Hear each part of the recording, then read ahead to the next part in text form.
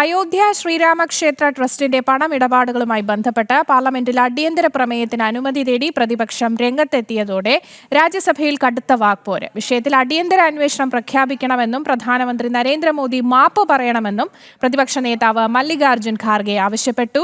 എന്നാൽ ഖാർഗെയുടെ ആരോപണങ്ങൾക്ക് കേന്ദ്ര പാർലമെന്ററി കാര്യമന്ത്രി കിരൺ റിജിജു കടുത്ത ഭാഷയിൽ തിരിച്ചടി നൽകി.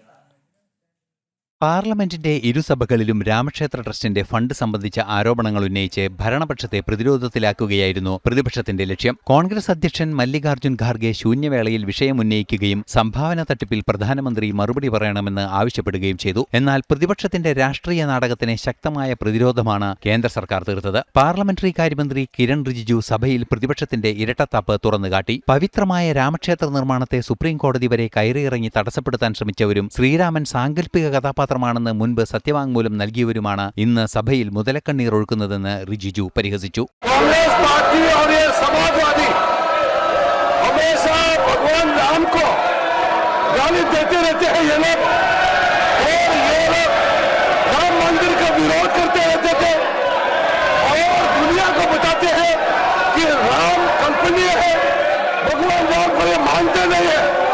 आज ये चंदा चोरी का नाटक करके गुमराह करने का कोशिश करता है।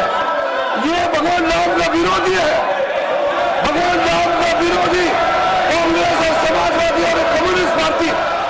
ഭക്തരുടെയും രാജ്യത്തിന്റെയും വികാരങ്ങളെ എന്നും തച്ചുടച്ചിട്ടുള്ള കോൺഗ്രസും സമാജ്വാദി പാർട്ടിയും രാമക്ഷേത്രത്തിന്റെ പേര് പറയാൻ പോലും യോഗ്യരല്ലെന്നും മന്ത്രി വ്യക്തമാക്കി. ഇത്തരം വിഷയങ്ങൾ ഉന്നയിക്കുന്നതിന് മുൻപ് കോൺഗ്രസ് നേതാക്കൾ കോടിക്കണക്കിന് ഭാരതീയരോട് മാപ്പ് പറയണമെന്നും ഭരണപക്ഷം ആവശ്യപ്പെട്ടു. മന്ത്രിയുടെ തിരിച്ചടിയോടെ സഭയിൽ ബഹളവും നടപടികൾ അലങ്കോലപ്പെടുത്തുകയുമായിരുന്നു പ്രതിപക്ഷം. ജനം, ഡൽഹി.